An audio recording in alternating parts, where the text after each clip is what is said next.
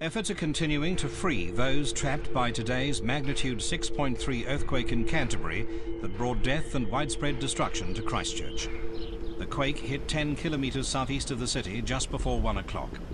Roads, buildings, homes and core infrastructure have all been damaged extensively and fires are burning. The police say people died when buses were crushed by falling buildings.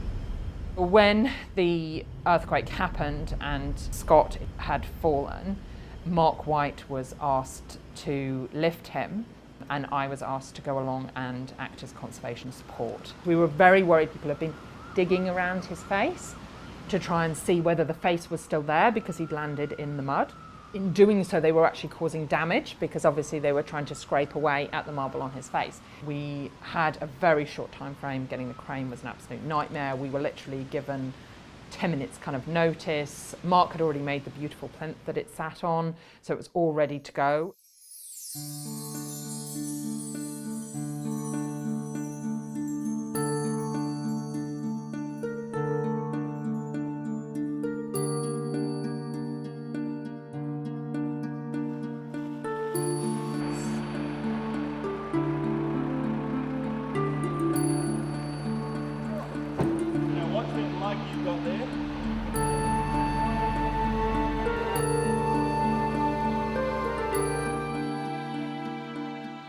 Robert Falcon Scott was a rock star of his day. He was probably one of the most famous people on the planet.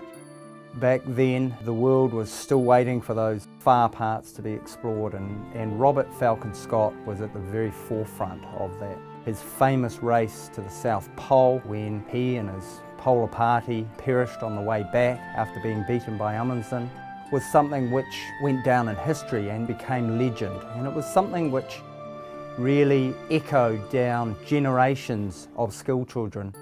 Christchurch had a particularly strong relationship with the heroic era of Antarctic exploration. In 1901, when Robert Falcon Scott did his discovery expedition, his cousin Julian Scott, who worked at the University of Canterbury, he wrote to Scott suggesting Christchurch as a base. He had a family connection, and of course he was so well received when they came south. The team of the Discovery used Christchurch and the Canterbury Museum as a place to undertake their research and work with their specimens. Christchurch really took these explorers to heart. They welcomed them into their homes, they held special dances and dinners in their honour. Crowds gathered at Lyttelton Port to farewell the ship as it went down to the ice. Christchurch was the Cape Canaveral of its day. This was where the expeditions came, and Lyttelton was the port from which thousands of people would see off these expeditions as these famed explorers went off to try and conquer the last great continent. Kathleen was an English-born sculptor. She was a really prominent artist in her own right. She had studied at the Slade School of Art in London and also in Paris, and she and Robert Falcon Scott married in 1908 and actually had very limited time together. In 1910 she really spent her last happy days with her husband right here in Christchurch. After the Terra Nova departed, she returned back to the UK.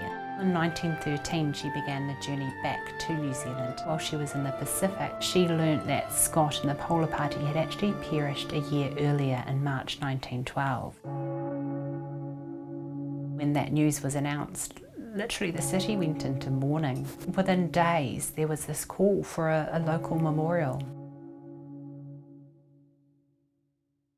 In 1915, the Scott Memorial Fund actually commissioned Kathleen to make the Scott Memorial, and it's quite an extraordinary feat. It was carved from 12 cubic metres of marble in Italy during the First World War, and then shipped all the way here to Christchurch where it was unveiled, and it's a really extraordinary work. As children, we all studied the heroic age of exploration, and we had the Scott statue here, so we all learnt about the history and what that meant to our city.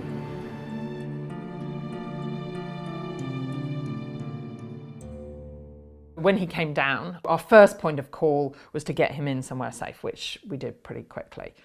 The next stage from that is then deciding what on earth we were going to do. It's a compound fracture where there's basically two slopes through both legs, and one of the slopes is actually quite heavily inclined.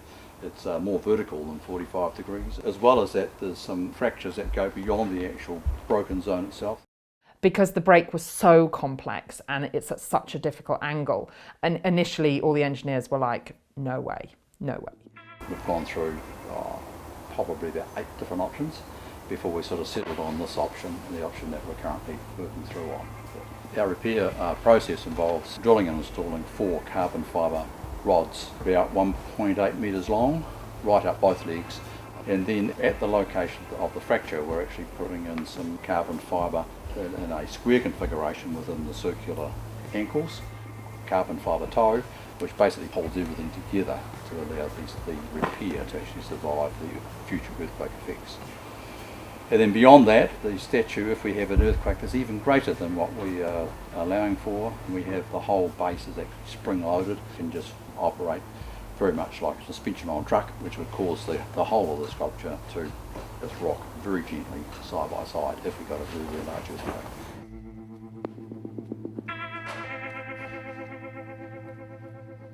As part of the process, and because it's such an important statue, we're actually making up a facsimile of one leg as a test piece, and it's being carved to mimic the right leg of the Scott statue. I took a mould of the real leg. I just used a clay mould and then poured plaster of Paris into that to get the cast out, that I then could measure from to carve the marble leg, and then know that I was carving something that looked similar to the original. And then I broke the leg, or cut it, with the same sort of angle as this compound fracture through his right leg. Then we glued that together. Then we drilled the holes for the carbon fibre rods, and then the holes for the carbon fibre toe, and we did the whole procedure and then tested it at Holmes Consulting to see whether it was going to withstand future earthquakes. We're intending to do a load at 125% of the test load, another one at 150, and then beyond that we're just going to push it until just see how far it goes. Our joints are on and load's coming on. So we're slowly increasing the load up to 125% of the design load, and that's roughly 1.9 tonnes. Hey Grant, do you want to come have a look? Now we are going to failure, so we're going to push it and see what it can take. 1 tonne, 1.4 tonnes, 1.5, 2.7, 2.8. Oh, come down, 2.8, 2.9. Oh, there's 3.4 tonnes, 3.5, 3.6, 3.7, wow, 3.8, 3.9. Yeah, that's that. 3.9 tonnes, ladies and gentlemen. Still attached on here, see? Pretty good product. Pretty good workmanship, mate. Oh, yeah. Pretty much as we expected. It met our test load very, very well with only a hairline cracking, and we've pushed it through and it is now taking twice our test load or the design load. It's obviously pretty trashed now, but it's gone well beyond what we expected. This is proof of concept. We're absolutely satisfied that this is what's required for the repair of the statue.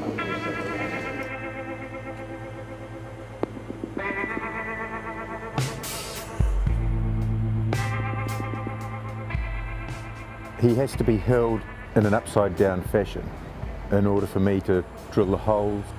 I thought maybe sand will hold him steady, you know, because he has to be steady when I'm drilling the holes, you know. I think in terms of a steel frame, kind of 2 stories high, 2.7 by 2.7, and then big polystyrene block, Scott's upside down, gently lowered down, and so we have his head and shoulders resting on the polystyrene block. We just put in a dry sand up to his navel level, held as best we can, rigidly within this box, and effectively it allows Mark to actually lower the plinth down under controlled situations. Then we lowered his feet. Yeah, up a tiny bit. Okay. I carved out an inner cavity on both legs for the glue that we used in there to sit in, because it has to be a certain volume. And then we put the epoxy in and then lowered this down.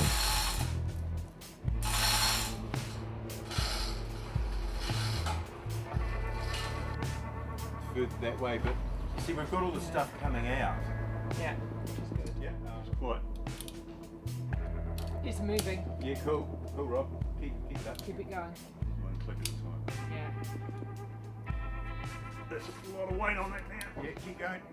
That's an oval hole, Yes. but I can see that internal corner on. Yes, yeah. And so all I've got to do is then aim for that, keep away from here. Yeah, And just go. We had to know where that drill hole was going. I didn't want to pop through the knee when I was drilling. So the only way to do that is to make a mock-up of the inside volume by taking contours, marking out where they are, and then replicating that in the frame and clicking all the contours together. We inserted groups of carbon fibre rod through the cavity, and we floated that to where it was all happening. I knew exactly that if we put the drill, it was a very long drill bit, it's a 2 metre drill bit, that would mean that when I was drilling it would go down exactly the right place. It's just a slow grinding, if you like. We fill the hole up with a measured amount of epoxy. Then we drop the carbon fibre rod in and the epoxy comes up to the top with the displacement.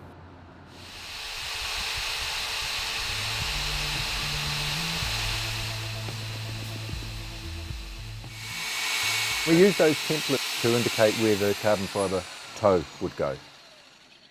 Where we put the carbon fibre toe around, the holes have to be very accurate. So you can come out a bit more if you want.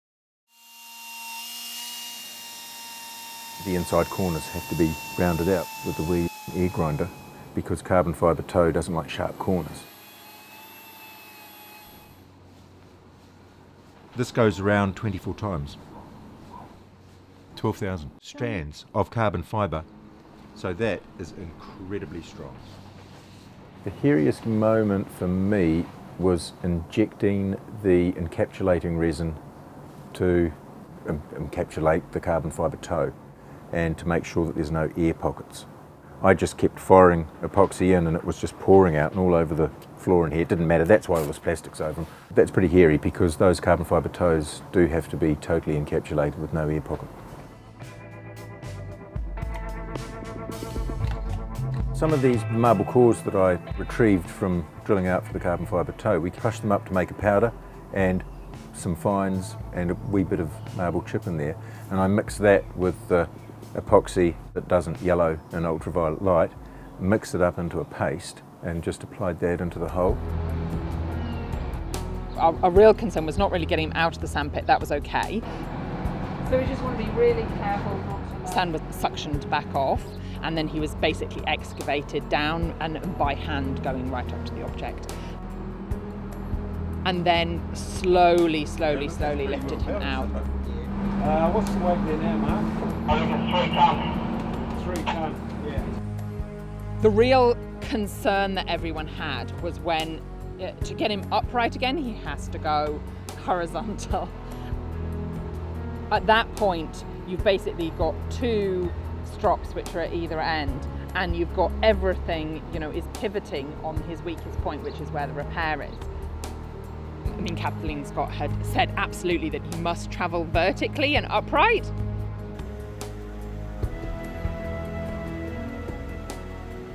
But actually, I think he came up really nicely. And as soon as he was upright, that's fine. She knew that his legs were really fragile. Then we had to take off all the wrapping, which was kind of a big reveal. That's really the moment of truth. It was just great to see that underneath there really wasn't any major damage at all.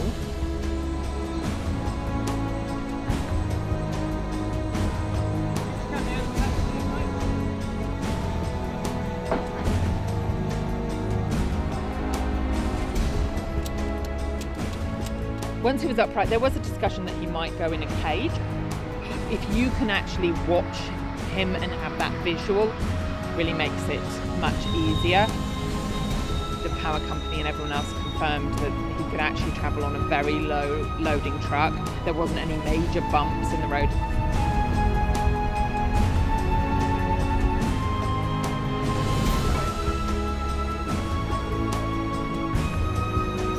Symbolically, not only does it help for us as a city to restore some of our iconic heritage, but I also think that it's a symbol of the foundation of Christchurch and New Zealand's presence in the Antarctic, and the forerunner of what happens there today is as a number of nations work in harmony to try and better understand this planet as we live and cope with a changing climate and world.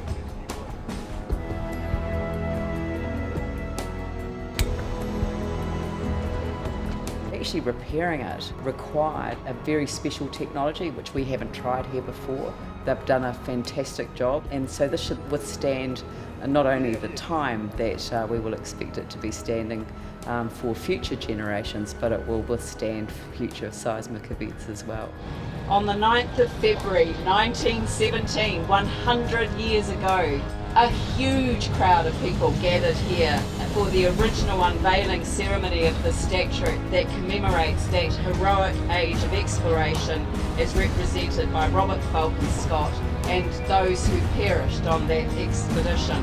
This is an incredibly special occasion. You'll see from the smile on my face that I've been looking forward to this for a very, very long time.